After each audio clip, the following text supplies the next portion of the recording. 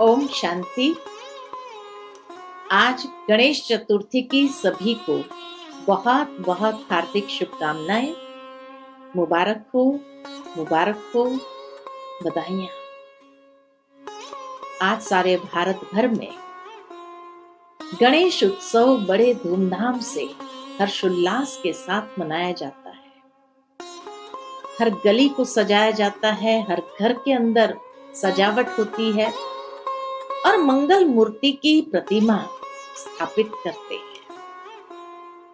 इतना ही नहीं, लेकिन सारे विश्व भर में जहां जहां भारतवासी है, बड़े हर्षोल्लास के साथ इस त्योहार को मनाते हैं। लेकिन उसके पीछे का भावार्थ क्या है? गणेश जी को कहा ही जाता है बुद्धि के देवता है, अर्थात जिसके पास आध्यात्मिक प्रज्ञा है। और इसीलिए तो महर्षि वेद व्यास जी ने भी जब महाभारत ग्रंथ लिखना था तो उस वक्त गणेश जी का आवाहन किया। महाभारत के आदि पर्व के 77वें श्लोक में कहा गया है कि हे गणनायक, आप मेरे लेखक बन। महर्षि वेद व्यास जी गणेश जी का आवाहन करते हुए कहते हैं कि हे गणनायक, आप मेरे लेखक बन। यह ग्रंथ मैं मेरे मन की अति उच्च अवस्था, समाधि अवस्था द्वारा प्राप्त ज्ञान से प्रकट कर रहा है, जो कि मेरे ही मन की कल्पना का विस्तार है। भावार्थ यही है कि जब गणेश जी का आवाहन करते हैं तो वो जानते हैं कि गणेश जी जैसा उत्तम लेखक उन्हें कोई प्राप्त नहीं होता, जो उनके हर मन की बात को, भाव को समझ करके इस ग्रंथ के लेखक बनेंगे और निर्विघ्न के साथ इस कार्य को संपन्न करेंगे। इसीलिए उनको आवाहन किया जाता है।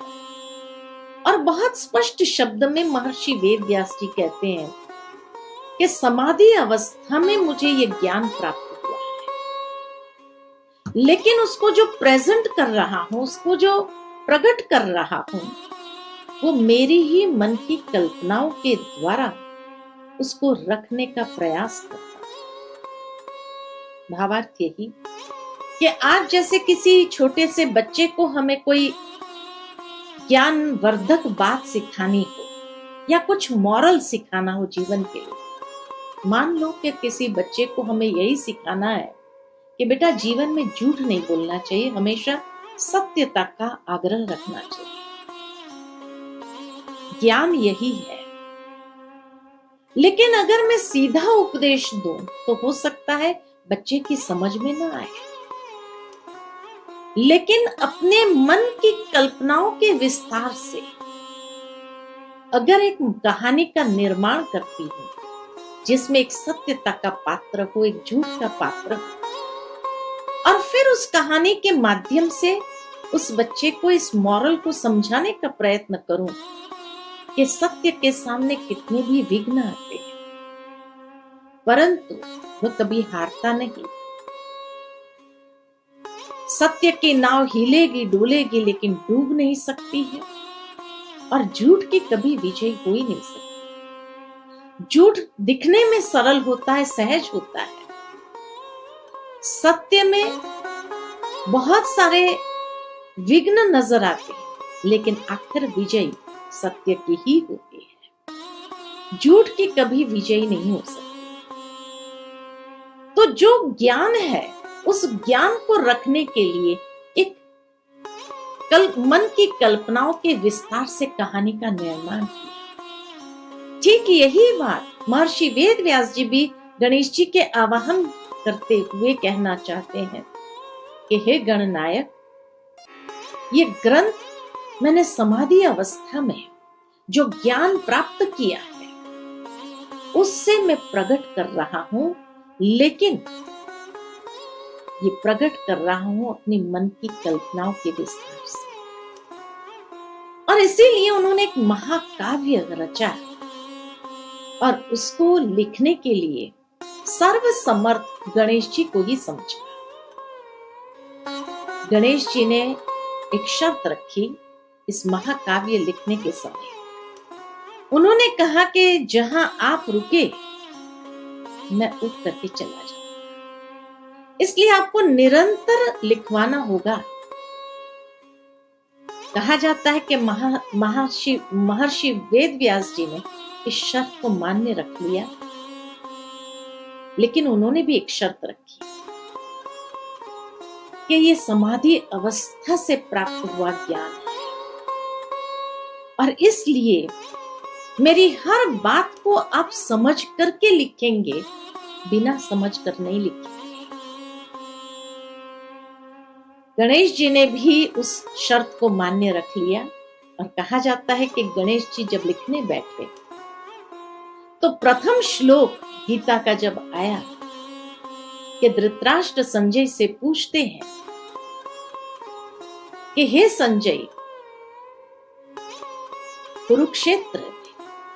कुरुक्षेत्र के मैदान में अर्थात धर्म क्षेत्र कुरुक्षेत्र के मैदान में पांडु पुत्र और मेरे पुत्र के बीच में क्या हो रहा है, उसका विस्तृत वर्णन करके मुझे सुना। तब गणेश जी ये सोचने पर रुक गए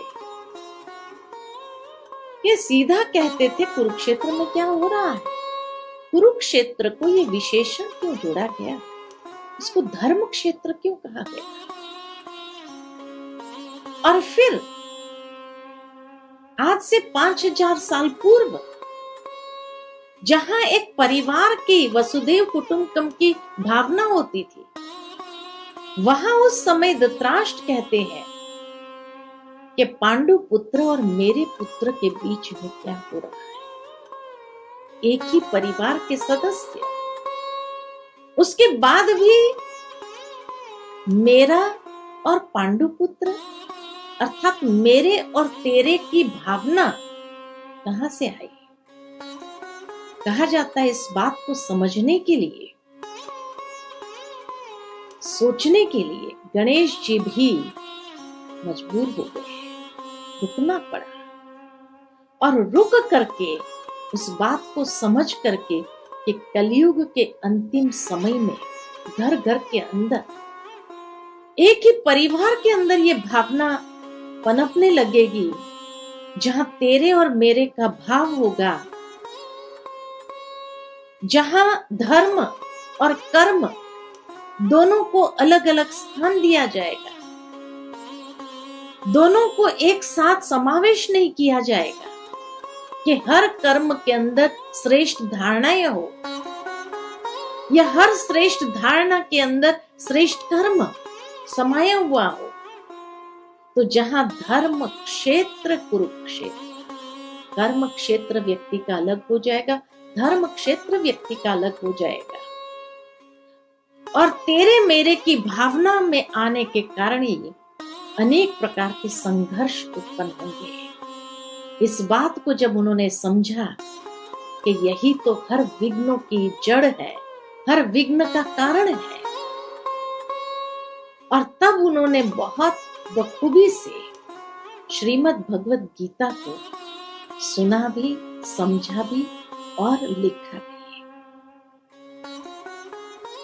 इसीलिए उनको मंगल मूर्ति के साथ साथ विघ्नहर्ता भी कहा जाता है। जब भी कोई शुभ कार्य करना होता है तो यही कहा जाता है कि श्री गणेश करते हैं।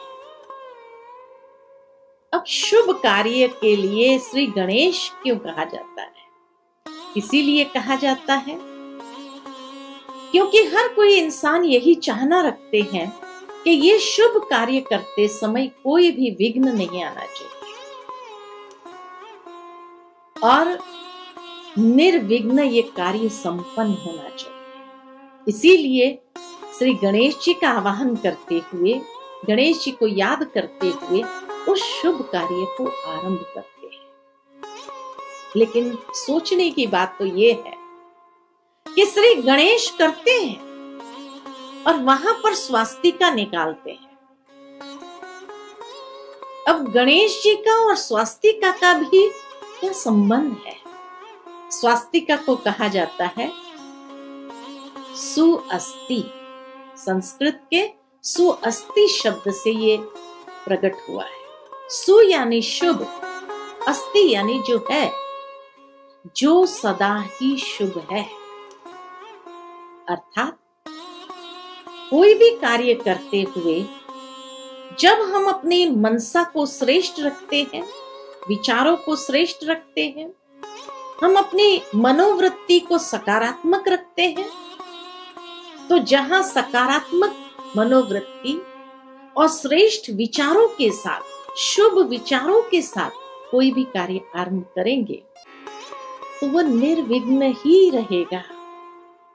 इसीलिए तो गीता के सार में भगवान अर्जुन से कहते हैं कि हे अर्जुन, जो हुआ वो भी अच्छा, जो हो रहा है वो भी अच्छा, और जो होने वाला है वो भी बहुत अच्छा। अर्थात तीनों ही काल, भूत, वर्तमान और भविष्य, तीनों ही काल शुभ होगा अगर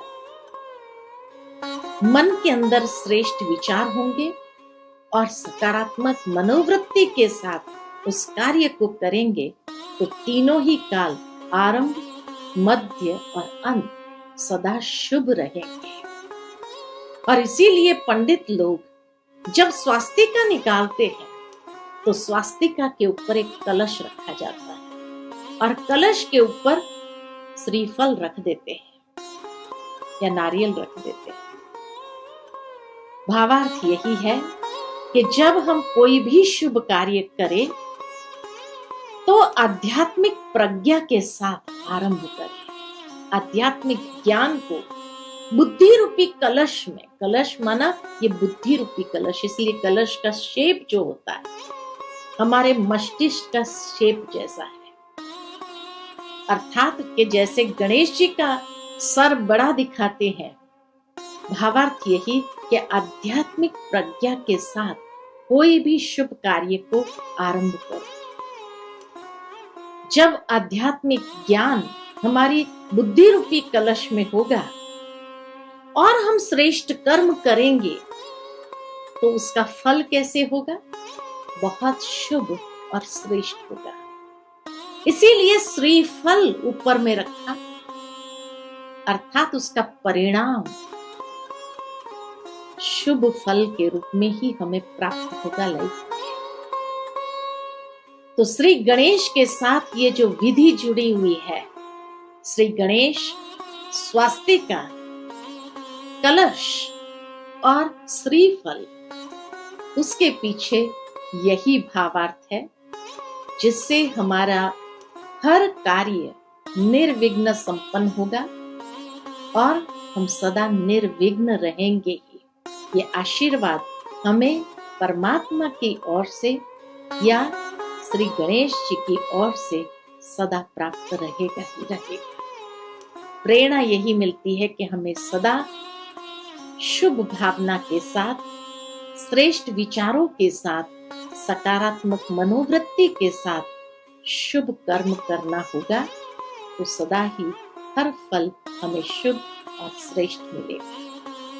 तो आज गणेश जी के विशेष ये उत्सव में हम सभी यही प्रेरणा प्राप्त करेंगे कि शुभ कार्य करने के लिए सदा आध्यात्मिक प्रज्ञा को साथ लेकर के चले, उसी को जीवन का एक हिस्सा बना दे और ज्ञान का प्रैक्टिकल एप्लीकेशन जब हमारे जीवन के हर कर्म में होगा तो सदा हम निर्विघ्न बने रहेंगे।